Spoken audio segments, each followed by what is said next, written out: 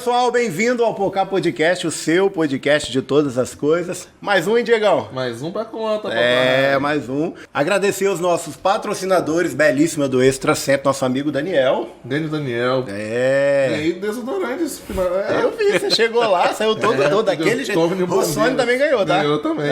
Eu fui embora mais cedo, não ganhei não, mas tá tudo bem, tá em casa. Seja bem-vindo também, nosso amigo do Chalé, Johnny. Johnny, grande parceiro das antigas, tá?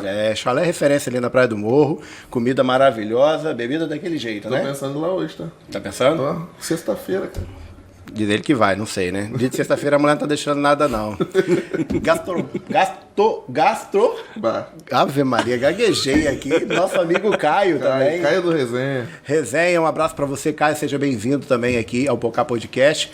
No Caio lá, pagodinho do domingo. Todo domingo tem. Todo domingo tem. Todo domingo. Fechamento. Fechamento.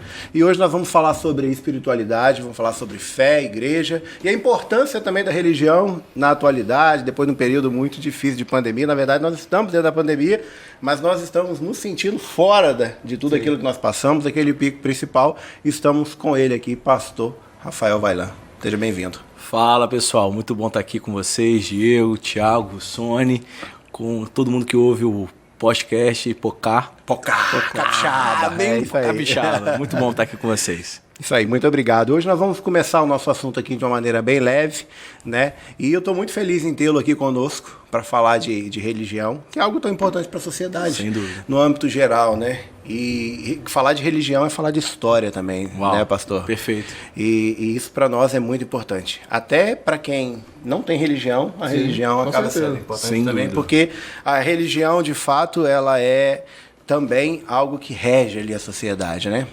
Se apresente para nós, por favor. Bom, eu sou daqui de Guarapari, né? Cria da cidade, sou da família Simões Vaillant. Faço parte da comunidade Coroado, Igreja Batista Coroado. Fui consagrado ao Ministério Pastoral em 2009. No ano de 2013 eu assumi a Igreja Coroado. Né? Além de pastorear, eu dava aula de filosofia e sociologia nas escolas particulares do estado, também dei aula no estado, no município, inclusive por Russoni. Olha só. Que tem história pra contar, né? Muitas histórias. Tô sabendo que era um aluno perturbado. Exemplar. Ah, tá. Exemplar.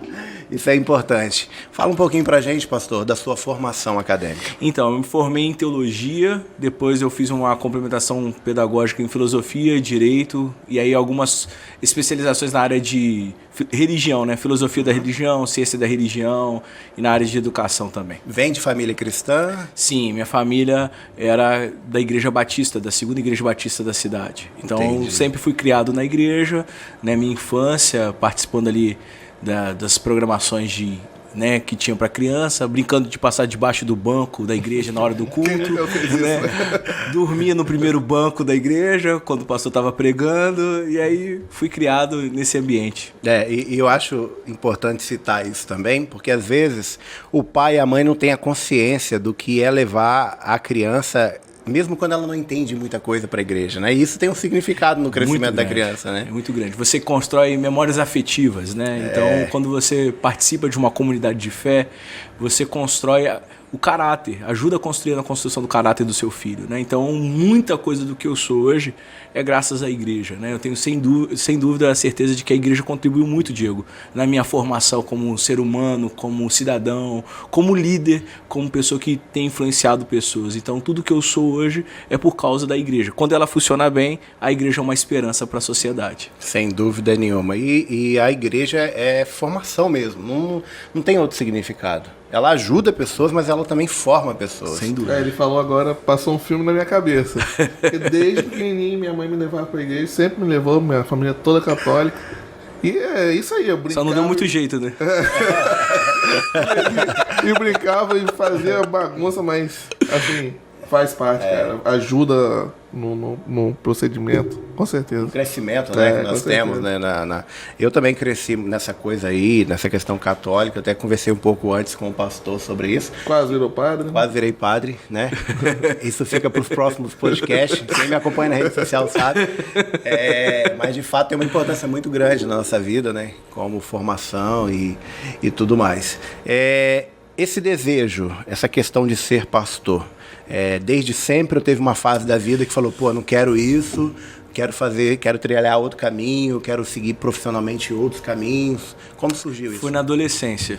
Eu fui criado na igreja, porém eu venho de uma casa em que eu tinha um pai que era alcoólatra. Então eu passei por todos os transtornos que uma bebida gera numa família. E eu tenho uma mãe muito guerreira, uma mulher que é uma Santa Lúcia. Qual o nome da sua mãe? Lúcia. Um abraço, viu, dona Lúcia? Então ela trouxe assim para nossa casa muita essa presença de Deus.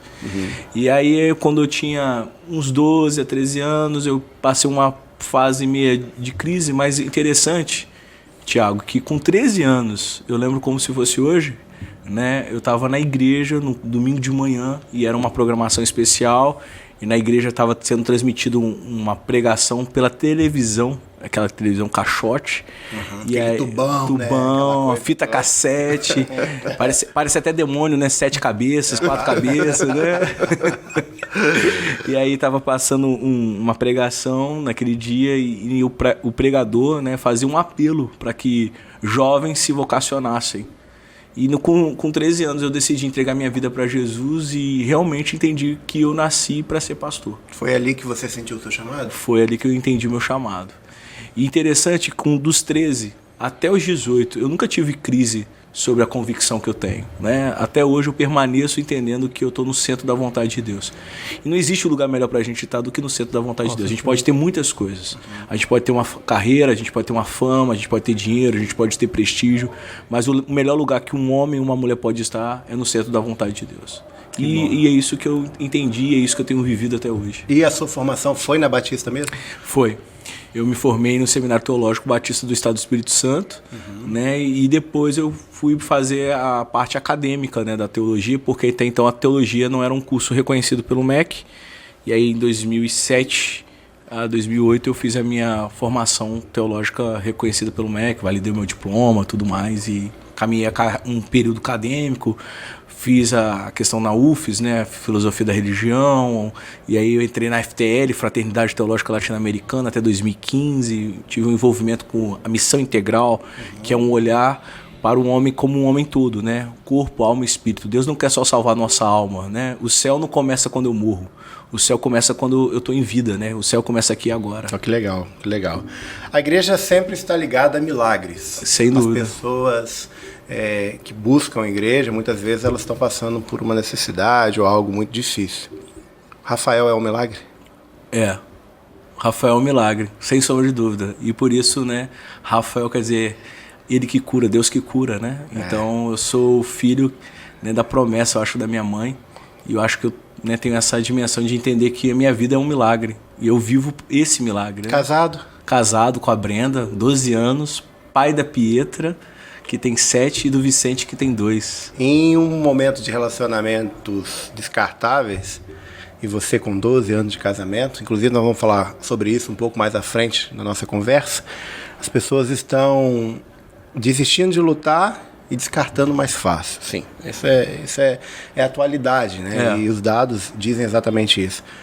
Não tem segredo, mas o que você diria para essa questão de relacionamento mais durável? Numa sociedade líquida, o segredo, talvez, que não é segredo, é o compromisso. E não se pode falar de compromisso sem renúncia, sem amor. Né? Entender que o respeito ao outro é fundamental para qualquer relacionamento. Quando não existe respeito e não existe amor, todo relacionamento está destinado ao fracasso. Legal. Você tem muito tempo de relacionamento, né, Diegão? Eu vou completar 10 anos de relacionamento. Top. Que legal. Massa. Abraço pra Cássia aí, que é uma pessoa maravilhosa. Tem meu carinho. Uma pessoa que entrou na minha vida, junto com o Diegão aqui. E como se eu tivesse ganhado mais membros da minha família. Assim, tem uma admiração muito grande. Muito bacana. E é bom conversar com pessoas assim que nos inspiram, né? Eu acho que é inspiração. Quando você tem um exemplo ali de vida, de família. Nós não estamos falando de perfeição, tá, gente? E tá bem distante disso, né? As pessoas confundem muito isso também, né, Rafael? Achar que você pode ser uma referência, mas não existe perfeição. Não. Não existe vida virtual o tempo todo, né? A vida real, ela é sem filtro, né? Sem filtro. Ela é sem filtro. E aí as imperfeições, os desafios, são as crises, são os momentos de atrito, né? Provérbios 27:17 diz que assim como o ferro afia outro ferro, o seu amigo, o seu companheiro. Então todo relacionamento sai faísca, mas na nossa sociedade, quando começa o atrito, a gente tem logo a opção de querer separar. Mas a gente esquece que quando um ferro está afiando outro ferro, ele está preparando para um propósito. Porque de nada adianta um ferro afiar outro ferro, senão para afiá-lo. Então, quando a gente passa por momentos de adversidade, Thiago, eu acredito que a gente está sendo preparado para o nosso propósito. Ouviu, né? Ouviu, né? Chegou na hora certa, hein? Vamos finalizar a conversa, que nós vamos conversar. Foi o pastor Rafael que chegou na Igreja Batista do Coroado ou a Igreja Batista que chegou na vida do pastor Rafael? Foi as duas coisas. É mesmo? Foi as duas coisas. Eu era o pastor auxiliar na Segunda Igreja Batista, eu cuidava da área de evangelismo. Em 2009 a gente começou um projeto de emancipação, porque Coroado era uma congregação, né? Nas igrejas batistas a gente funciona no sistema democrático. Cada igreja ela se autogoverna, então cada igreja tem a sua autonomia. Não existe nenhum tipo de hierarquia.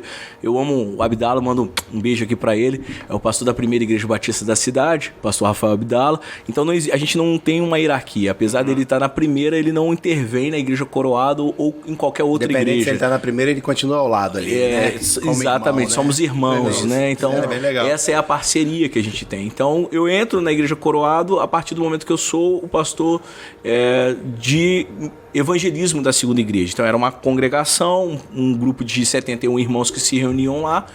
E em 2013 eu assumo a igreja depois de um momento de crise que a igreja passou, né? Um momento bem conturbado, 2012. Eu já meio que desapontado, estava me preparando para o mestrado em filosofia, tomei bomba, reprovei por causa de um ponto. E foi aí que eu entendi. Sem filtro. E nós estamos falando de perfeição mesmo. Uma bombinha aqui. Uma reprovaçãozinha. Mas eu fui reprovado para ser aprovado em outra área, né? Isso é importante saber, viu, povo? E aí foi onde a igreja entrou na minha vida, né? E onde eu entendi que o que Deus estava querendo para mim não era outro caminho a não ser aquele do ministério pastoral mesmo. Eu estava querendo ir para o caminho acadêmico e Deus estava me chamando para um caminho pastoral. A igreja é sua segunda casa ou você considera a sua primeira casa? É a minha segunda casa, porque a minha primeira casa, ela é a casa onde está a Brenda, a Pietra e o Vicente. Um casalzinho que você tem? Tem um casalzinho. Que coisa lindos, boa, né? Nomes lindos, né? Eu acho lindo. Pietra. Parou por aí ou vem mais alguma coisa? Parou, né, mano? Já contribuí, né? A Brenda também faz parte na igreja? Faz parte. A Brenda, né, ela não né, a gente tem aquele ditado, né, que atrás de um grande homem sempre tem uma grande mulher. Sim, na verdade, é ao lado, né? Tudo que eu sou tem uma grande contribuição da minha esposa, né? Que é uma auxiliadora, uma companheira, uma incentivadora. Eu falo que ela é meu Espírito Santo, né? Na hora que eu tô fazendo a coisa certa, ela fala, mas na hora que eu tô fazendo a coisa errada, ela também fala. Prático, não vai por aí não, mano. Ei, Rafael. E você, assim, como pastor, como você sente a sua responsabilidade? Porque chega um grau de responsabilidade na vida das pessoas que é imensurável, assim, né? Primeiro aquilo que vem, que as pessoas dizem, e aquilo que não chega, mas você sabe que você está atingindo. Como você sente isso hoje, assim? Falam muita coisa, né, mano? Falam muita coisa. Eu não sou flamenguista, mas é igual a torcida do Flamengo. Ou você é muito amado, ou você é muito odiado. E eu prefiro ficar com aquilo que eu sou, né? Independente com a do sua que verdade. Aquilo que é a minha identidade. Eu sei o meu valor, sei a minha responsabilidade como pastor de influenciar pessoas e de levar pessoas a se aproximarem com Cristo. Em um momento eu quero me perder por causa do poder ou por causa da... Não é de plástico não, tá, pastor? Eu tava achando que era de plástico. e em um momento eu quero me perder por causa da fama, do prestígio ou por causa da influência que eu exerço. Eu sei de onde eu vim. Isso é muito importante. Quantos membros hoje? Então, hoje a gente tem mais de 1.000 pessoas em células, né? Então, a gente falar em membros hoje, talvez no hall de membros, mais ou menos uns 600. Mas em célula, 1.200 pessoas. Antes da pandemia, 2.000 pessoas. Você quer saber o que é célula? Pode perguntar, né? Então, eu sempre quis saber o que é célula. Que eu vejo, olha no Instagram lá, partiu célula. Partiu célula. Partiu célula. E eu nunca, assim, perguntei O que é célula? Célula é um grupo de 3 a 10 pessoas que se reúnem com o propósito de ter uma vida com saúde. Saúde é um acróstico. Servir, adorar, unir, ter unidade, né? União, discipulado e evangelismo. Então, na célula, a gente vive tudo isso que uma igreja vive, né? Uhum. Só que é uma reunião informal, onde a gente não precisa estar preocupado com o cabelo, com a roupa. Ah, tá. E não precisa ser na igreja, pode ser em qualquer É em outro casa, um encontro bem informal. Entendi. Lembrando que eu falei isso tudo pra ele, mas ele falou, não, prefiro perguntar ao pastor. Eu tô sem moral nenhuma. Nenhuma.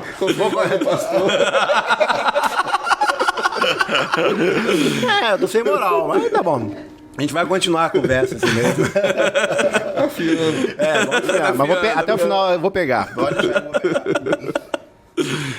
A Igreja do Coroado, com todas as responsabilidades, é uma igreja em missão? Sem sombra de dúvida. Uma igreja só existe para alcançar os que estão fora dela. Nós estamos passando um momento muito difícil. Assim, eu acho que não é da minha parte dizer que isso sempre existiu, porque de fato existiu, mas é crítico porque vem aumentando muito.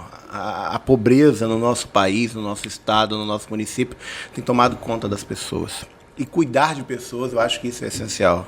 Eu trabalho muito com essa questão social. O que a igreja tem feito para contribuir, para tirar esse povo desse sofrimento, ou ajudar essas pessoas? Então, desde 2013, né, a gente faz trabalhos sociais, projetos sociais.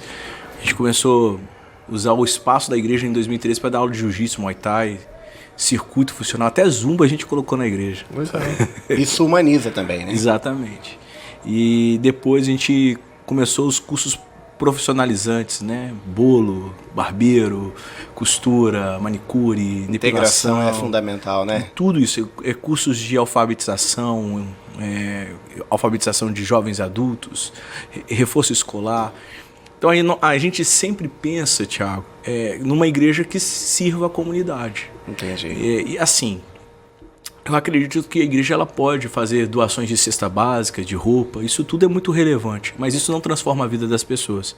Isso atende à necessidade imediata. E a igreja deve fazer isso. Entendi. Mas eu acho que a igreja ela precisa sair do assistencialismo para a transformação social. Entendi. Eu acho que a igreja ela deve ditar aquilo que deve ser pauta de políticas públicas. Não que a igreja deve fazer política, mas a igreja tem o papel de ser a consciência do Estado. Mas tem uma responsabilidade política também, né? Muito grande. Muito grande. Até porque o que a gente está vivendo hoje é fruto de muitos cristãos que se acomodaram por causa daquela ideia de que política é coisa do diabo, política só é coisa de quem não presta. A gente deixou com que se ocupasse os lugares públicos pessoas que realmente não tinham um menor valor, né? Um mínimo de ideia. Então eu acho que a igreja ela precisa sim dar o peixe, porque existe gente que tem fome imediata e você precisa matar a fome, porque existe aquela frase do Betinho, né? Quem tem fome tem pressa, né? Mas porém a igreja precisa fazer algo mais, e algo mais é mudar as estruturas de poder. Entendi. A igreja é um lugar de refúgio, Diegão. Isso aí é incontestável, assim, de pessoas que chegam e encontram aquilo que precisa. Mas eu tenho percebido, isso de uma maneira geral, que as pessoas têm abandonado a fé, têm desistido da igreja. Por que disse-me disse, por que disse daquilo? Na sua visão, o que tem acontecido? Toda vez que eu olho para um homem, eu vou de fato afundar, né? Tem um episódio na Bíblia que Pedro ele vê Jesus andando sobre as águas e ele pede para Jesus ir até ele, né? E aí Pedro teve a primeira experiência de caminhar sobre as águas, mas quando Pedro começa a olhar para a tempestade, ele começa a afundar. Todas as vezes que a gente tira os olhos de Jesus, que deve ser o motivo pelo qual a gente deve procurar uma comunidade de fé, e a gente começa a olhar para as pessoas, para o disse, para o homem, a gente vai afundar.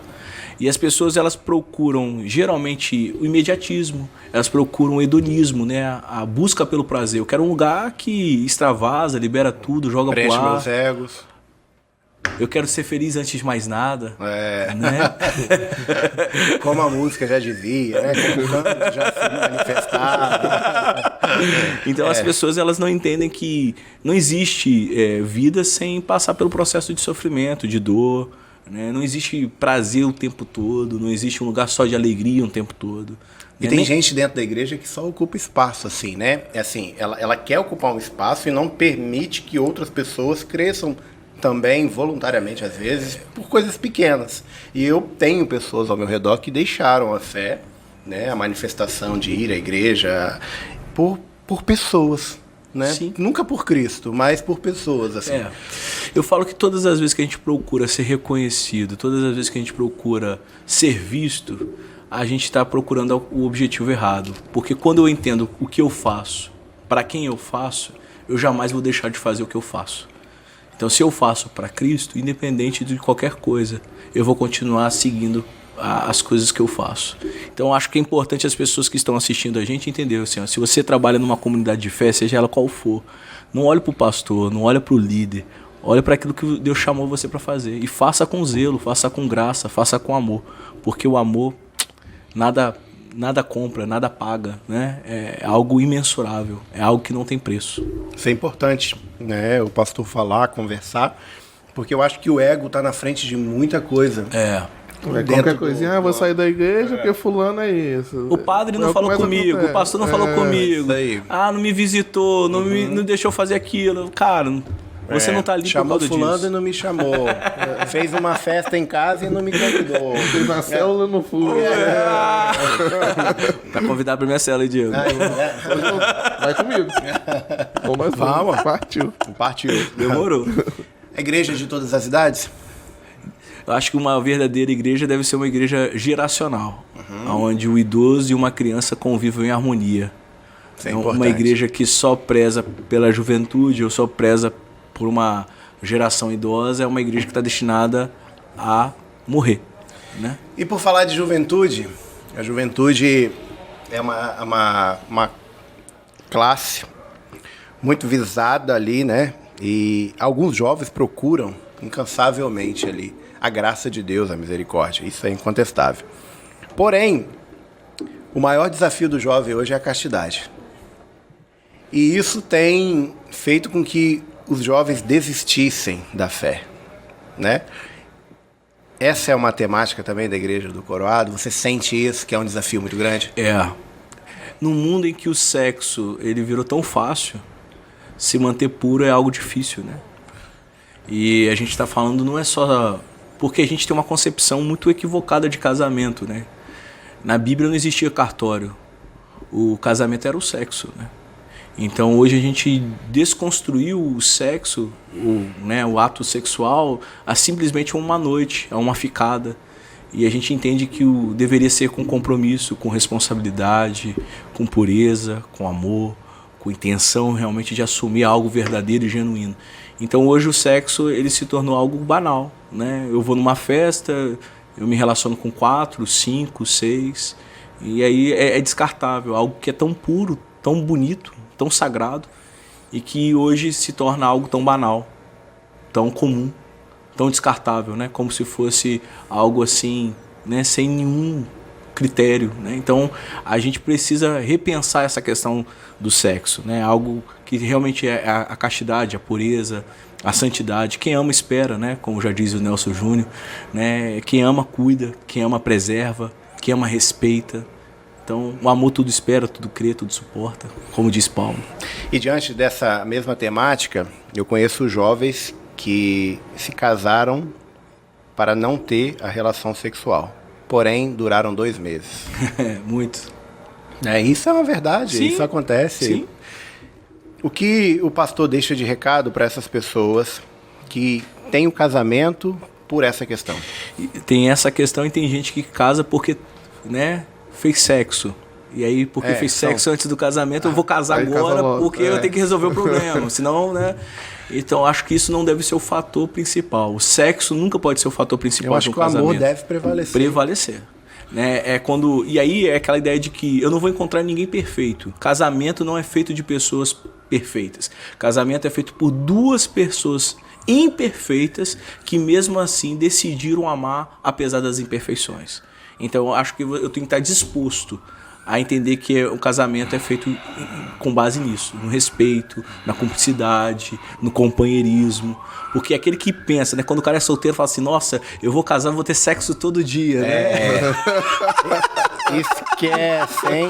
Isso aí é uma lenda que não te contaram, tá? Olha, você tá no sal. Depois, quando você começar a participar dos encontros de casais, você vai entender um pouco melhor isso daí.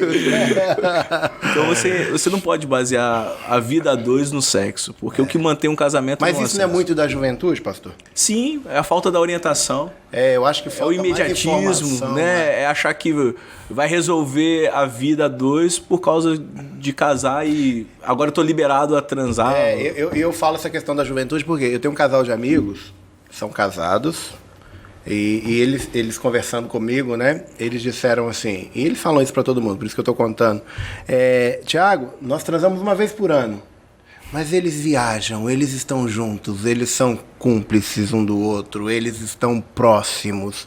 Eu acho que o sexo faz parte, né? E é essencial para o casal, para a vida saudável do casal.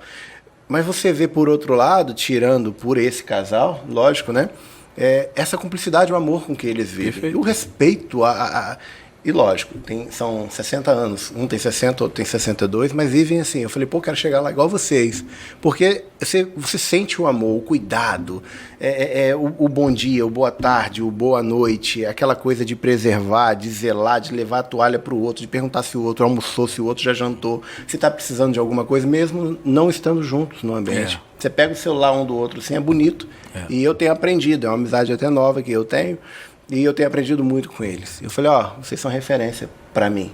E não são pessoas de dentro da igreja, mas vivem uma paz no relacionamento. Perfeito. Isso é muito importante, né? E aí você está batendo num ponto que eu acho muito bacana, Thiago. A gente falta referências. Precisamos de referências. Porque as nossas referências, elas morreram de overdose. Né? E, infelizmente, a gente está pobre de referência. Então, que surge uma nova geração, né? Que venha inspirar essa E a igreja juventude. Busca isso todo dia com pessoas, né? Mudar e falar assim, é possível. É possível estar 40 anos, 50 anos casado e ser uma referência. É possível, né, permanecer junto e ser feliz. Eu não preciso separar, eu não preciso, ter uma relação descartável. Eu posso e eu devo insistir no amor, caminhar no amor, perseverar em amor. Isso que é bacana. É bom ouvir isso. Quer mais uma aguinha, pastor? Vai. Fica à vontade, tá? Top. O pastor já pregou sorrindo e dormiu chorando?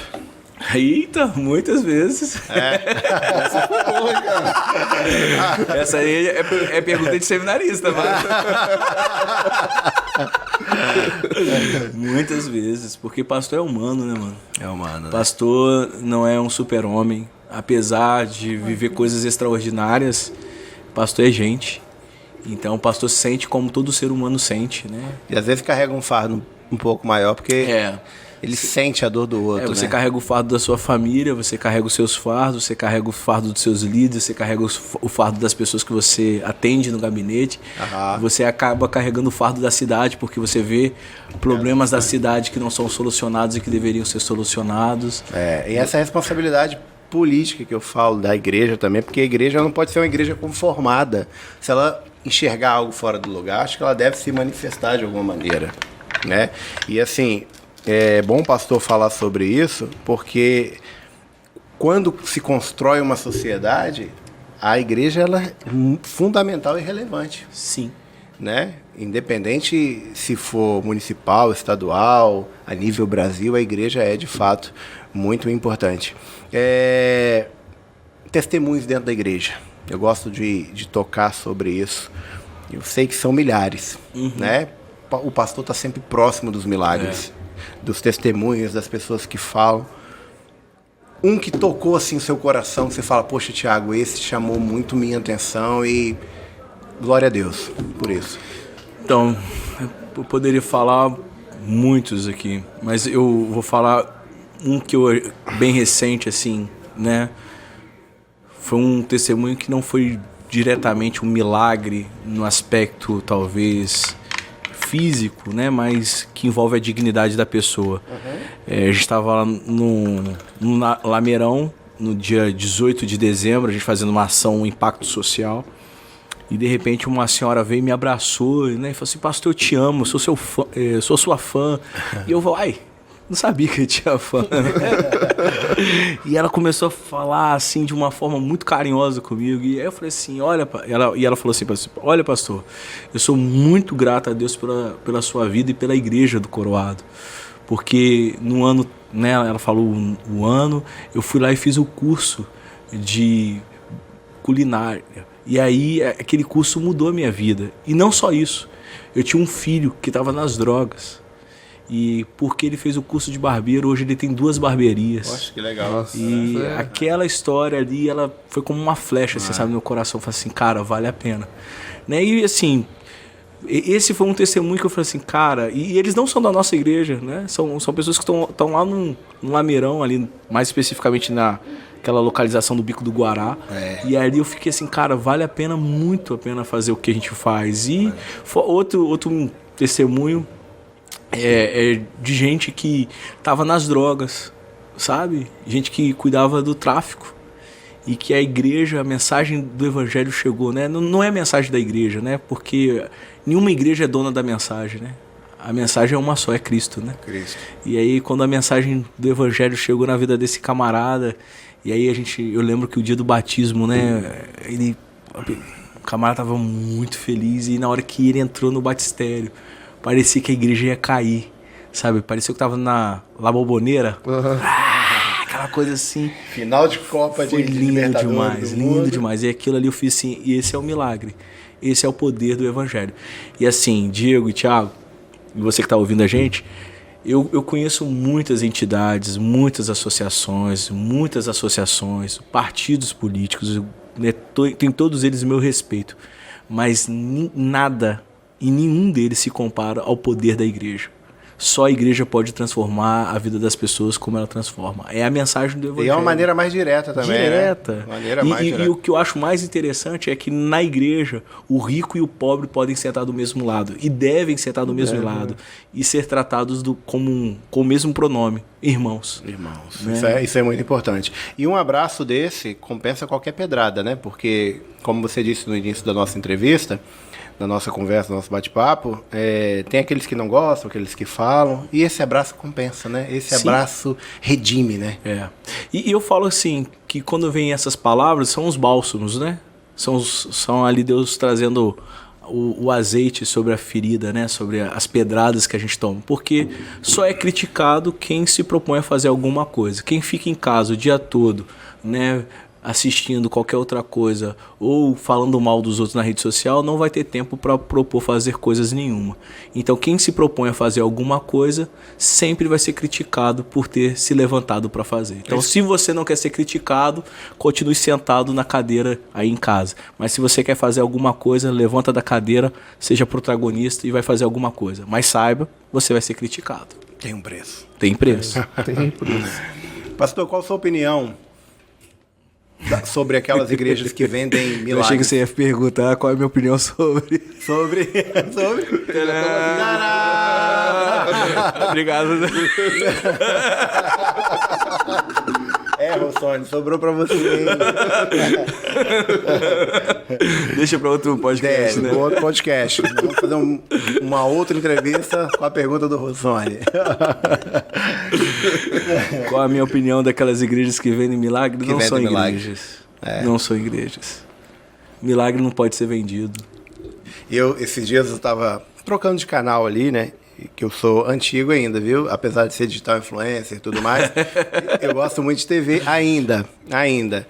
E eu vendo uma questão em uma certa religião lá, e o pastor dizia, né, que antes de terminar o pagamento do seu carnê de 24 meses, você vai receber sua bênção. Continua confiante. E aquilo doía meu coração, porque eu sei que pessoas pegavam até empréstimo naquele momento para tentar o milagre ali através daquele carnê. Rubem Alves fala que a religião é o suspiro do oprimido. E por causa do que ela alivia a dor dos indivíduos, muitos se aproveitam disso para vender analgésicos. Então eu acredito que a gente precisa tomar muito cuidado com esse tipo de propaganda. Eu acredito que Deus pode curar em qualquer ambiente. Ele não precisa curar na minha igreja ou na igreja X, Y. Se Deus quiser, ele pode curar em qualquer local. Dentro de um carro, dentro de um supermercado, no calçadão. Ele não precisa, Deus não está refém de nenhum homem e de nenhuma oração. Ele transcende a qualquer outro tipo de crença que a gente possa formalizar, pacotar e querer dizer assim, ó, aqui essa caneca, né, tem um poder de curar você. Então sai fora, porque o poder não está na caneca, o poder está no fé do indivíduo, está na sua crença. Então é isso que a gente precisa tomar muito cuidado. E a Bíblia ela já adverte. Isso, hein, povo? A Bíblia já adverte. No fim dos tempos apareceriam muitos falsos profetas. E a gente vive o tempo todo, né? Gente querendo enganar. A gente tem, como a gente vê, né? Bons influencers, bons policiais, bons professores, bons políticos, mas também tem os maus em todas as áreas. Em todas as áreas, né? Isso aí é em todos os lugares, né? Caramba, 24 vezes, você falou? É, eu carnei 24 vezes. Rapaz, se fosse 36, eu acho que dava. Se fosse 36, eu ia falar que era da Casas Bahia, viu? Eu já fiz uma vez em 36, eu sofri, tá pra pagar, tá? Alguns indicadores nacionais e mundiais, em uma pesquisa que eu fiz rápida para nossa entrevista, elas relatam o crescimento do ateísmo no Brasil e no mundo. O cristão é o principal alvo disso? A referência sobre isso? Eu acho que a gente vive uma era de cristãos ateus. Eles dizem que acreditam em Deus, mas vivem como se ele não existisse. E a secularização ela tem gerado isso. O esvaziamento, o desencantamento do mundo, né? Ele é fruto de atitudes que a gente percebe na sociedade que cada vez mais quer colocar o homem no centro, né? É o homem como objeto principal, o antropocentrismo, a figura do prazer, do imediatismo, daquilo que é útil, descartável. E isso tem feito cada vez mais a ideia de uma religião decorativa. Eu tenho uma fé, mas ela é só decorativa. A gente precisa resgatar a fé naquilo que é transcendente, naquilo que é místico, naquilo que não, é inexplicável. O milagre é inexplicável. Você não explica milagre. Milagre você vive, né? E tem muita gente querendo explicação daquilo que não tem também, não tem. E aí o ateísmo, eu acho que acredito que é também fruto de uma frustração. A gente tem gente que, na verdade, ela está frustrada com a religião, né? E aí é melhor... E aí, convenhamos, né? A religião, durante muito tempo, ela foi usada para manutenção de poder, né? Para domínio, para escravizar as pessoas. Entendi. E não para libertá-las. Ouviu, né? Ouvi. Como um pai ali, pastor é uma espécie de pai também, não tem jeito, né? Como é lidar com tantas cabeças diferentes, pessoas diferentes? Uma pergunta mais específica. Como lidar com as pessoas difíceis? Aceitando, né? Aceitando. Ou você ora para Deus levá-las. Né? Anota isso, viu, Rossoni? E assim, eu acho que você tem que ter um entendimento que agradar, você nunca vai agradar todo mundo. Eu acho que tem coisas que são negociáveis, tem coisas que a gente pode, né, abrir mão, mas tem coisas que são inegociáveis. E aquilo que é inegociável, você realmente tem que entender que você tem que ser firme, você tem que ser líder, você tem que ser pai, você tem que se posicionar.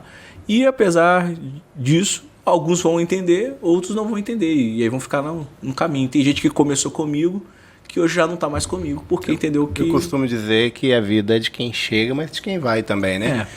E nós temos que valorizar muito quem está. Exato, perfeito. Né? Eu tenho essa convicção de vida, assim, para mim, de amizades que se foram, de pessoas que, de alguma maneira, se afastaram. Isso também é no meio profissional, é no meio religioso, e por aí vai, né? Perfeito. Dessa forma.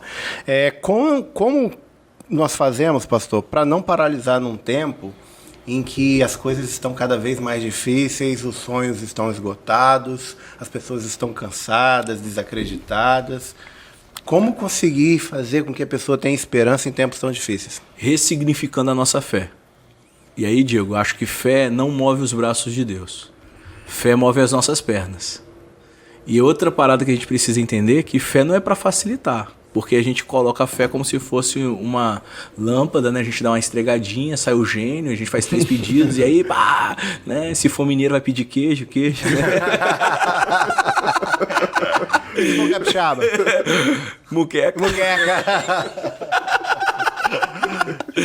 E aí a gente acha que fé é isso, é a palavrinha mágica que vai abrir porta. Não, fé é para fortalecer.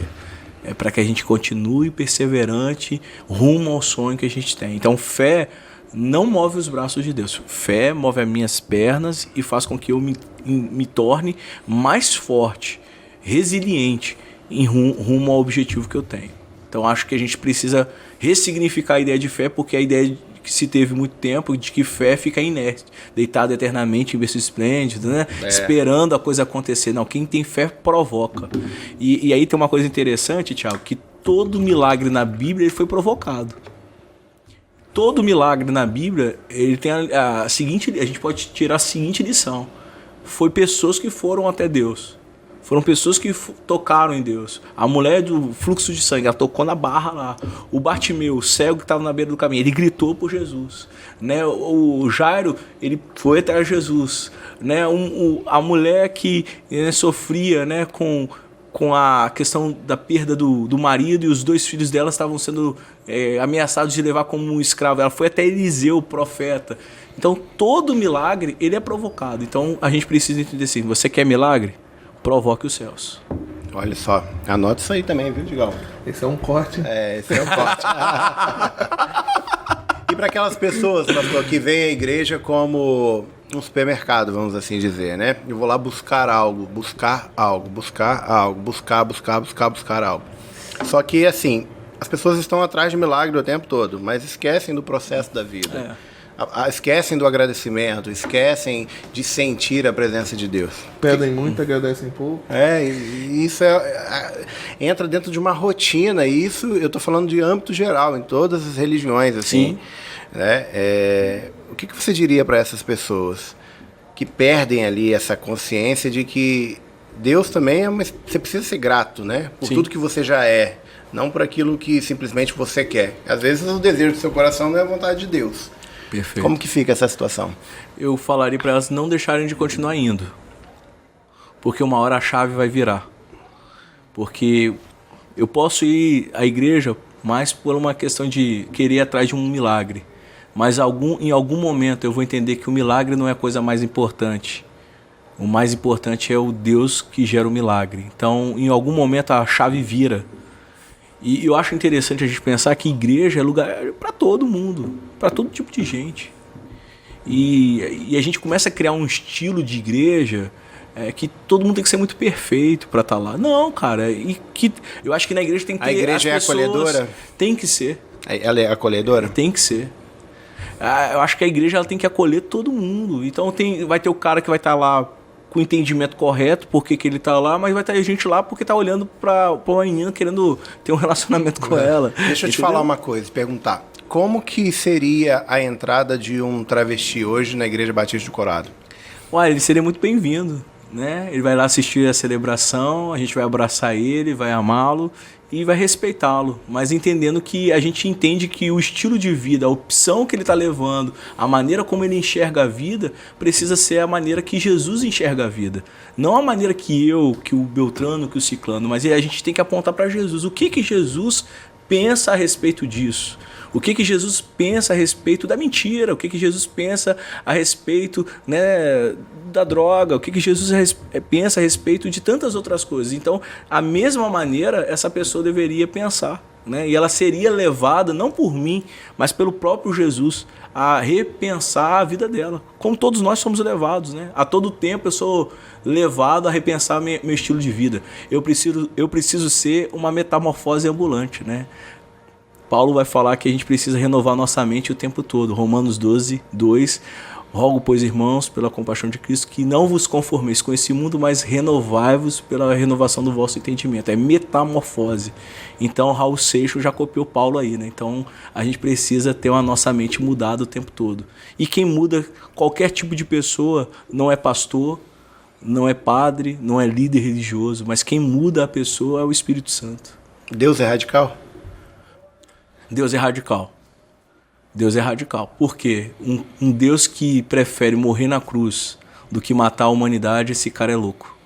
E foi isso que Deus fez. Ele preferiu a cruz do que acabar com a humanidade. Então ele é radical. É um amor radical. É um amor que não é um amor de palavra. É um amor de ação. Até porque o amor não é só sentimento. Amor tem que ser palavra, tem que ser muito mais do que palavras. Tem que ser atitude. Então eu acredito que Deus é um Deus radical. Mas aí entenda, não é o radicalismo de amarrar uma bomba e explodir. Não é o radicalismo da intolerância. Não é o radicalismo da guerra. Mas é o radicalismo de entender que você precisa abrir mão por amor ao outro, né? Foi isso que Deus fez. Ele abriu mão do trono. Ele sendo o próprio Deus, ele nasce numa manjedoura. Filipenses capítulo 2 diz que Jesus sendo o próprio Deus, ele não usurpou ser igual a Deus. Antes esvaziou. Cara, você parou para pensar que isso é tremendo? Um Deus que se humaniza. Um Deus que tem anjo, querubim, arcanjo, Diego. Né? Tinha tudo. E ele prefere descer do trono, descer do céu para viver na terra. E aonde que ele nasce? Num coxo. Cara, eu preciso aprender com esse Deus. E aí é que é interessante. O ponto de partida não é meu, foi dele. Foi Deus que deu o primeiro passo. Eu só correspondo agora dando o segundo passo. Entendi. Quem sabe lidar melhor com as dificuldades está mais perto do milagre? Sim. Porque quando eu começo a entender que diversidade é o ingrediente para o milagre, todo momento de crise é oportuno para o milagre. Crise é o ingrediente necessário. Se você está passando uma crise no casamento, se você está passando uma crise no emprego, se você está passando uma crise emocional, se você está passando qualquer que seja a crise, saiba que você está na posição certa para um milagre de Deus. Agora, a gente só precisa deixar com que ele haja. Porque às vezes a gente está querendo controlar como Deus vai agir, né? Então, voltando lá. Se um homossexual vai visitar a igreja do Coroado, ele vai ser bem acolhido. Vai. Ele vai ter o lugar dele lá. Vai sentar lá conosco. A igreja é feita de juízes? Pessoas? Cara, infelizmente ela é. Às vezes a gente está ocupando o lugar de Deus, né? É. A gente às vezes está dizendo assim, Diego com essa tatuagem dele aí não vai pro céu não. Thiago com essa caneca do seu Madruga. Cara, o tempo todo, né? A gente está com uma régua querendo dizer quem vai, quem não vai para o céu e deveria estar olhando para a nossa própria vida, né? Eu gosto muito de entender que a salvação ela é individual. Cada um vai dar conta de si mesmo. Eu sou casado acredito muito nisso. Com a Brenda há 12 anos. Eu não posso dizer se a Brenda vai ser salva. Você pode jogar o bote, né? E devo. Mas eu não posso determinar a vida dela com Deus. Ela que vai dar conta da vida dela. Eu como marido, como esposo, como companheiro, auxiliador, vou estar ali do lado dela para apoiar, para ajudar, para incentivar. Mas a salvação é individual. E eu acho que a igreja ela se tornou um lugar de julgamento em vez de ser um lugar de acolhimento. Tem muita gente com medo de recomeçar, pastor? Demais. A gente vê muita gente frustrada com a igreja. O número de 100 igrejas é maior do que os que não conhecem a igreja. Sabe? Tem muito mais gente que já passou dentro da igreja e hoje não quer estar dentro de uma igreja por causa de uma palavra, por causa de uma atitude, por causa de uma ação precipitada de um líder, porque feriu. E aí tem dois lados. Né? O lado de quem errou, que feriu, e do lado de quem se coloca na posição de vítima e não quer aceitar a recomeçar. Então, assim, uma outra palavra que eu queria deixar é que toda vez que você fica ofendido, lembre-se, a isca que o diabo usa é a ofensa, porque a ofensa é a ponta de um iceberg que demonstra o nosso orgulho. Então, toda vez que você fica ofendido por alguma coisa, na verdade o problema não foi a ofensa. O problema foi que isso mexeu com o seu brilho. Isso mexeu com a sua vaidade. Isso mexeu com sua imagem. E aí você é orgulhoso demais. Também vejo dessa forma. Acho que esse é um dos maiores motivos que afasta as pessoas da igreja. Aí quando você entra no âmbito de amizade também, com certeza. Aí, né? É isso aí. Você entra no âmbito familiar ali. Não, eu não vou falar com o outro porque o outro me ofendeu. Mas, cara, tá, ele errou, mas você também não pode dar um passo para a reconciliação? Sim. Né? Porque se a gente der um passo de entender que o outro também ele é sujeito a errar, vai ficar muito mais fácil. Então fica um de um lado, ele me ofendeu, eu fui ofendido. Né? Eu ofendi o fulano, ele fez isso comigo. E aí ninguém entende que precisa recomeçar. Então o recado do dia é o seguinte: entenda mais e julgue menos. Eu acho que é exatamente isso. Anota aí, Diego. Qual a maior dificuldade do cristão hoje em dia? Qual o maior desafio? Assim? Seguir a Cristo. Não seguir o homem, não seguir as ideias da sociedade de consumo, mas traçar Jesus como exemplo, como arquétipo, como modelo e fazer das ações e das condutas de Jesus a sua conduta. Acho que esse é o nosso desafio. Entendi. Sentir medo é algo natural, é humano. Perfeito. O medo tem alguma vantagem? O medo pode ser um sinal de prudência, né? Na dúvida, não ultrapasse. Mas o medo que paralisa pode ser demônio. E aí, cuidado com os medos que tem te paralisado, porque tem gente que não sai do lugar porque está paralisado pelo medo. Então, assim, e aí demônio não é só uma entidade que entra, né, e possui você, mas Rubem Alves é um grande autor. Ele gosta de Rubem Alves, tá, gente? Ele já vai lá, pesquisa lá. Rubem Alves fala que os grandes demônios, eles habitam dentro de nós. Estão dentro da gente. Então o demônio não é aquilo que vem de fora, é aquilo que a gente tem dentro da gente que a gente não quer exorcizar. Então acho que a gente precisa tomar cuidado com os medos que a gente carrega, porque eles estão paralisando a nossa vida. Entendi um pouco sobre isso agora, tá vendo, né? Sobre medo, pode ser que ele te paralise, não é tão legal, mas o medo também causa prudência, né? A pessoa pode... Na dúvida, não ultrapasse. Vamos falar um pouquinho sobre pecado, pastor. Todo pecado faz mal? Todo pecado gera morte. Todo pecado. E o pecado é o que nos afasta de Deus. Então, todo pecado. E não existe pecadinho e nem pecadão. Pecado é pecado. Então, todo pecado... E o pecado do bem existe? Não existe pecado do bem.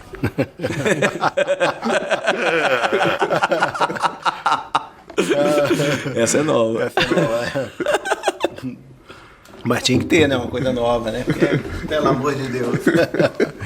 Tá buscando um pecado do bem aí, não tem. Pecado do bem não tem jeito não, viu, povo? Esquece, arrisca aí, porque não tem jeito não. Mundo tecnológico, a igreja embutida dentro dessa tecnologia toda. Na sua visão, a internet ela tem contribuído para mudar a vida das pessoas ou tem destruído a vida das pessoas? Legal, a internet é algo muito bacana, tem feito com que a mensagem chegue a lugares muito longes, né? Então a gente tem, por exemplo, Coroado, tantas outras igrejas têm aí tido a oportunidade de pregar e gente de tantos lugares do mundo tem assistido. Mas não se pode, eu acho, viver uma vida espiritual só online. Vida espiritual, e aí quando eu falo vida espiritual, eu não estou aqui dizendo que a gente é gato, que tem 7 vidas, mas eu quero dizer a área espiritual nossa, ela precisa de estar junto, ela precisa de gente, ela precisa do real, ela precisa do contato. A Bíblia fala, onde tiverem 2 ou 3 pessoas em meu nome reunidas, ali estarei. Então aqui, né, tem 5 pessoas, né? Então Jesus está aqui no nosso meio. Isso aqui tem a ver com ser uma vida real. Então a gente está falando sobre fé, a gente está falando sobre espiritualidade, a gente está falando sobre Jesus. Então eu acho que o evangelho, a espiritualidade, ela precisa do presencial. Não descarto a ferramenta que a internet ela é, mas cuidado para você não projetar toda a sua vida no mundo virtual e esquecer que existe uma vida real e ela precisa ser vivida com toda a intensidade e todo o cuidado possível. Isso aí. Ficar velho é a naturalidade da vida. Nós vamos ficar velho. Só que amadurecer é uma opção. Tem muita gente que não amadurece. Né? E essa questão de decisão tem a ver com o amadurecimento do que aquela pessoa passou, deixou de passar, o que está vivendo. Na sua opinião, o que falta na vida de muita gente para virar a chave? Eu falo que maturidade, Diego, é composto por 3 coisas. Maturidade é composto pelo conhecimento, pela experiência e pelo tempo. Então, não necessariamente cabelo branco, né? O dono da lancha, né? O velho da cabeça branca aí. Vai ser alguém maduro. Então, maturidade ela vem com conhecimento, ela vem com as experiências que eu carrego da Com vida. pancada também. Exatamente. Não Quando tem você jeito cai de onde correr bicicleta, disso, você... Opa, agora eu aprendi O famoso joelho ralado. raladinho. Não tem pra onde correr, não. E aí a gente vai adquirindo conhecimento. Enquanto você viver esperando uma vida de perfeição, que tudo se ajeite ali pra você ser feliz, meu filho, ó. Eu não vou citar Rubem Alves agora não, mas vou ele ia citar o citar. dono de uma marca famosa, não sei se eu posso falar aqui. Pode, sempre. Mas o dono da Reserva, ele fala Aham. assim, o que nasce pronto, nasce tarde. Olha Então só, assim, o que bacana. nasce pronto, nasce tarde. O que nasce perfeito, nasceu tarde. Perfeição é processo. É processo. Então, por exemplo, quando vocês começaram... Se falou que é perfeito, porque demorou. Já era, passou, azedou, caiu do ponto. Quando vocês começaram aqui, era de um jeito. Totalmente. E quando cada Tinha a gravação... cortina caindo aí atrás, aqui, ó, dessa câmera aqui, ó. Quando a gente Que começou só a aparecer Jesus. aqueles bonecos da TIM, tudo azul. Tudo azul. Aí eu falei, meu Deus do céu.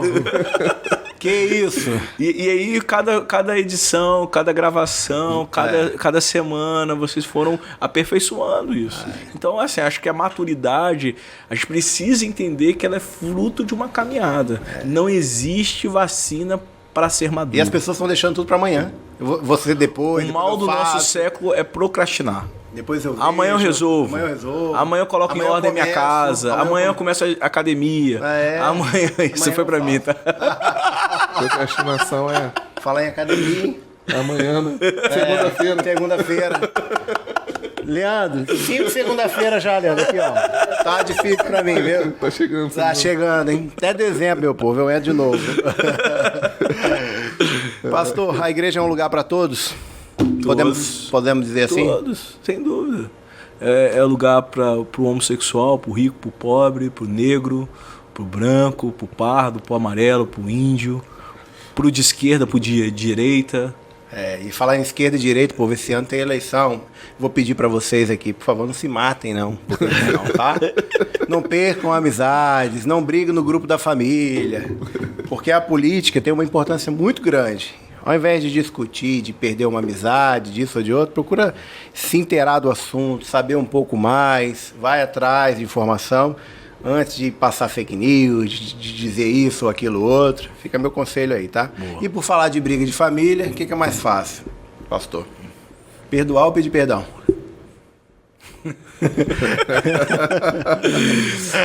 Eu prefiro sempre sair Pela culatra ali, né? na frente, então eu já peço perdão. Pede Acho perdão? que pedir perdão é mais fácil, né? Porque mesmo que eu julgue estar certo, é melhor eu exercer... Mas que é difícil, tá? Mas quando a gente começa a entender que o que trata o nosso orgulho é tratar o outro de maneira humilde. Porque você tá ali na pessoa, às vezes você tá dentro da sua razão, do seu ego. Pode dar o close. Me perdoa, dói, tá? Dói. Me perdoa. E a pessoa, não, tudo bem, a vida vai cuidar disso aí. É pior ainda, né? Mas Mas quando você pede perdão, você não joga um pouco dessa responsabilidade pra outra pessoa, assim? Não, eu acho que eu tô dizendo pra outra que eu sou sujeito à falha. Você eu tô se reconhecendo reconhece, a minha fragilidade. Acho que esse- E aí eu acho que a gente não pode colocar na balança o lado do outro. Eu tenho que colocar o que eu sou. E pedir perdão também, esperando Não, o se eu perdão. peço perdão esperando o perdão de alguém pedir perdão pra mim, tem duas coisas que a gente precisa pedir. Na verdade, eu poderia falar muitas coisas sobre essa questão de perdão. Primeiro, que perdão não é amnésia. Então, perdão não é esquecer. Perdão é lembrar sem dor. Segundo, que perdão não tem a ver com justificar. Porque se eu peço perdão justificando de algo, eu não tô pedindo perdão. Eu tô querendo me explicar. E perdão é algo que eu faço de uma ação. Então não é um sentimento, não tem a ver com eu vou esperar chegar o momento certo. Não, eu percebi que eu preciso consertar algo, é reconhecer a minha fragilidade, é reconhecer a minha humanidade, é reconhecer que eu sou também alguém sujeito a falha. Então eu saio na frente e peço perdão, porque é melhor perdoar, porque à medida que eu perdoo, é à medida que eu sou perdoado por Deus. Olha só. Isso já diz na oração do Pai Nosso, né? Muito, muito bacana. A igreja é uma concentração de pessoas falhas, isso nós sabemos. Não pensa você que a pessoa está indo na igreja que ela é perfeita, que isso não existe, né, pastor? Não existe mesmo.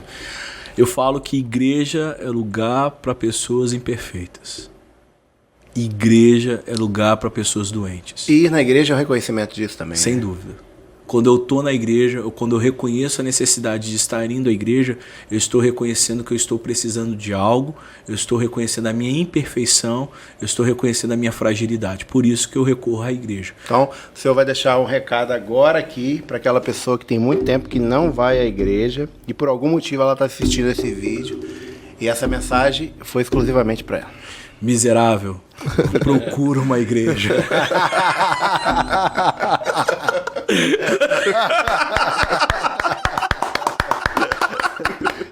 Tá dado o recado, você não escolha não. Não, mas agora, falando sério, agora é assim pra quebrar o gelo. Mas assim, você que, né, tá assistindo a gente aqui, não deixa de congregar, não deixa de estar em comunhão, não deixa de procurar se encher de espiritualidade, porque a igreja, ela com certeza vai te ajudar a entender o quanto você precisa de Deus. Lá não é lugar de gente perfeita, lá é lugar de gente imperfeita. E você, como imperfeito, precisa estar no lugar de gente imperfeita. Então, procura uma igreja. Melhorei um pouquinho, né? É miserável. É, miserável. Tá vendo, né? Tá vendo? Vai pra igreja. Dos dois caminhos, o do amor e da dor, qual tem levado mais pessoas para Cristo? Rapaz, eu acho que cada experiência é uma experiência, né? Uhum. Eu vejo muita gente indo pelo caminho do amor, mas também eu acho que um número muito grande de gente que teve que passar um pouquinho pelo deserto. Pelo vale. Pelo vale. Uma coisa que eu gosto de dizer do vale é o seguinte: no vale nós só passamos por ele, nós não moramos no vale, tá? É isso aí. Independente da vida que você tá levando, tá passando, da circunstância que você tiver, meu filho, ali é só um caminho para você chegar onde você precisa chegar. Né, pastor? Se fizer o apelo, eu vou à frente.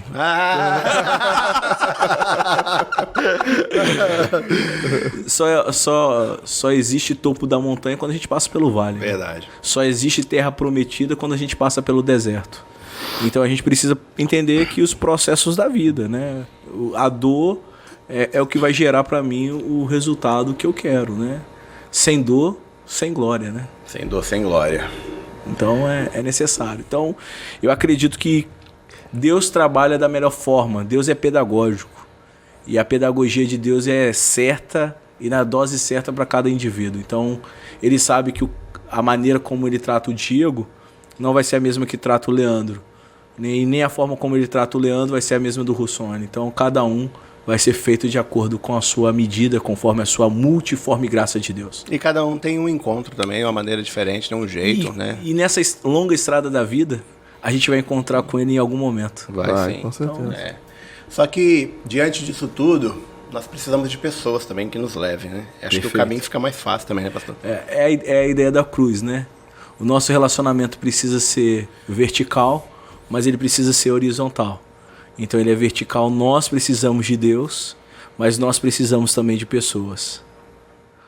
Pessoas precisam de pessoas, mas pessoas precisam também de Deus. E muito hoje da nossa sociedade a gente quer estar cercado de pessoas, mas a gente esquece que a gente precisa de ter pessoas que nos aproximem de Deus. Porque não adianta, tem um texto de Eclesiastes, Diego, que fala assim, é melhor ir à casa onde há luto do que uma casa onde há festa. Porque o luto, ele traz o real sentido da vida. A festa com os muitos vinhos faz-nos esquecer o sentido da vida. Porque o vinho, a alegria momentânea, acabou ali. Mas o luto, ele traz para todos nós que a vida ela tem um fim. Então é por isso eu preciso saber viver.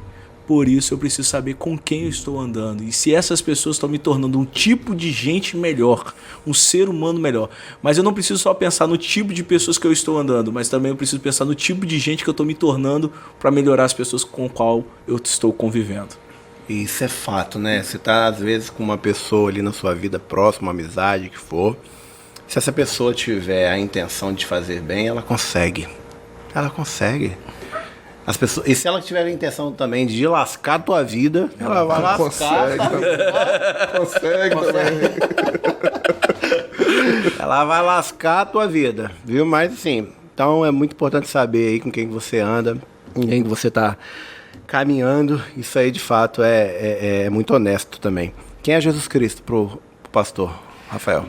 Muito simples. Jesus Cristo é o Senhor e Salvador, o próprio Deus.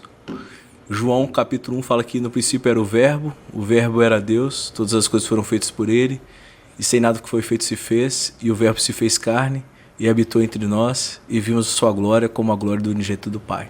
Então Jesus é isso. Amém, irmão, tá vendo aí, né? Aulas.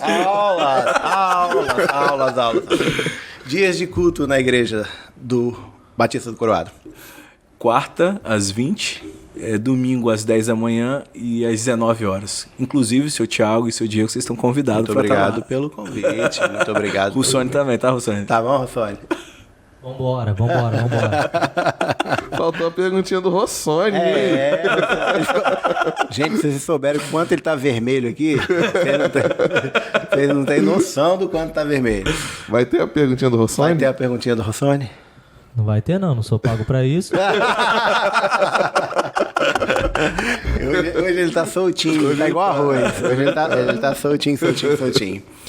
Pra gente poder finalizar aqui a nossa conversa, eu queria te agradecer. Muito obrigado. Né? Eu acho que é bom estar com pessoas que representam pessoas na nossa sociedade. Você dessa forma, não o conhecia pessoalmente, mas o Leandro sempre falou muito bem, e eu posso enxergar o trabalho porque eu estou dentro da periferia, eu estou dentro dos bairros, eu estou dentro do povo. Eu costumo dizer que é o nosso povo, é a nossa história, e eu estou ali no meio deles. É ali que eu me encontro, é ali que eu acho que eu me realizo ali. Bacana. Com pessoas que eu posso estender a mão, e o quanto essas pessoas me ensinam. Eu bato no peito para dizer isso. O quanto elas moveram a minha vida para que eu pudesse ser uma pessoa melhor, enxergar a vida de uma maneira diferente, e às vezes a gente não tem muita consciência. E eu falo para você que está nos escutando, quando você tiver alguma dúvida do que é um projeto social, a importância que você pode ter na vida das pessoas, vá à igreja, vá na sua comunidade, vá numa associação séria que cuida de pessoas, de moradores de rua, de famílias com necessidades especiais, que você vai entender de fato o que eu estou te falando. E a igreja faz isso muito bem, né, pastor? Muito. Eu acho que 3 coisas, né, ao longo da nossa conversa aqui, eu estava lembrando. 3 coisas que sempre pautaram muito o mundo, né? É a religião, a política, né, e a economia. São esses 3 assuntos que eles sempre estão em torno, né? E de uma maneira boa ou ruim, ou não tão boa, a religião ela foi usada durante todo o processo da história para mudar a vida das pessoas em algum momento, ou para escravizar a vida das pessoas. Isso mostra o papel que a religião tem, o poder que a religião tem. Então eu acho que os projetos que a igreja realiza, elas devem ser potencializados sempre para a mudança da vida das pessoas. Eu falo não só mudança, eu gosto de uma palavra chamada transformação social. A igreja ela deve existir para transformar a sociedade que ela está inserida. Então, a igreja ela existe para os que estão do lado de fora dela. Uma igreja não existe como uma entidade fechada, mas uma igreja existe para os que estão do lado de fora. Então, assim, é muito importante a gente entender o papel da igreja, a responsabilidade social que uma igreja tem e a dimensão que uma igreja tem. Imagina se cada igreja da nossa cidade ela fosse usado o seu espaço como um espaço de transformação social, né? Não só de culto. O culto, eu sei que transforma muito a vida das pessoas. A mensagem do evangelho transforma muito a vida das pessoas. Vamos falar de ação, mas né? Se você usa aquele espaço, aquele templo como aula de teatro, de dança, né? Sabe, poesia, violão, música, promoções de projetos sociais. Então, assim, eu fico muito tranquilo em falar tudo isso, porque, como eu falei, eu tenho uma história na cidade hoje, né? Eu não estou entrando hoje aqui para falar de uma coisa que eu comecei a fazer ontem. Eu estou desde 2013 fazendo, né? Então eu já vi muito projeto começar e muito projeto fechar. E a gente, como igreja, a gente está aí fazendo isso. A gente já fez debate com o candidato a prefeito, a gente já fez debate com o candidato a deputado. Isso é importantíssimo. Né? A gente sempre papel também da igreja, trazendo essa questão pauta para discussão, porque a igreja ela tem esse papel. Essa é a responsabilidade da igreja. E aí, também eu aproveito que a gente está num tempo de eleição, igreja não é curral eleitoral, né? A igreja ela tem um papel muito grande. O pastor que fala que ele fechou com o candidato tal, com o político tal, cuidado. Porque esse não é pastor, esse é mercenário. Porque a igreja, ela promove consciência política.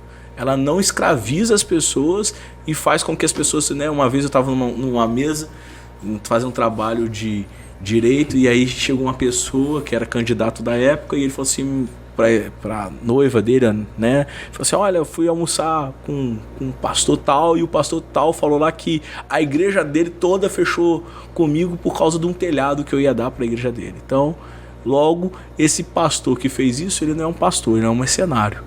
Tem que ter um cuidado enorme. Então, assim, consciência isso é bom ouvir política, de um pastor, viu, gente? Consciência política, cidadania, né? Respeitar o máximo possível, né? É claro, as pessoas podem ter opções políticas, elas têm o direito de ter as opções políticas, mas jamais fazer da igreja um espaço, um palco, né? Uma plataforma para beneficiar um político ou um partido ou alguma causa. É muito importante falar isso, Diego e Thiago, porque a gente está vivendo um tempo muito sério, né, de polarização no nosso país, onde muitos políticos e muitos pastores e líderes estão querendo se posicionar, né, como se a igreja fosse de A, de B. Igreja, ela tem um único dono.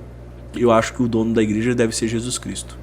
E as pessoas, alguns políticos agem exatamente dessa forma, e como o pastor disse, devemos ficar atentos. Muito. Gostaria que você deixasse um recado para as pessoas que estão nos vendo agora no mundo inteiro, porque o podcast é de todas as coisas e a internet proporciona isso, né? E mais uma vez agradecer a sua presença aqui, em nome do Pocá Podcast. Seja sempre bem-vindo, sempre que precisar de alguma coisa do Pocá, estamos à disposição. Eu que agradeço, Diego, Thiago, Sony. Estar aqui com vocês é um prazer, né? Tenho visto o crescimento de vocês, a dimensão que tem tomado isso. E a minha palavra é para você que está assistindo, né, esse podcast, essa mensagem que a gente tem aqui, essa conversa bem informal, sendo sem filtro. Sem ficar mascarando. Eu queria deixar uma palavra de esperança, né? Ótimo. Em Mateus capítulo 11, versículo 28, Jesus disse: vinde a mim todos vós que estáis cansados e sobrecarregados, que eu vos aliviarei. Então você que está cansado, você que está sobrecarregado, tem um remédio muito bacana para você. Se chama Jesus Cristo. Entregue sua vida para Jesus, confia sempre em Jesus. O homem pode te decepcionar, mas Deus, Ele vai enxugar do seu rosto toda lágrima, toda dor, toda tristeza, e dias melhores sempre virão. Lembre-se, a chuva é momentânea, o sol sempre vai raiar. Além do horizonte tem um lugar, e aí você pode ter certeza, existe um Jesus Cristo, não só de braços abertos, mas construindo o caminho para você chegar lá. Deus abençoe.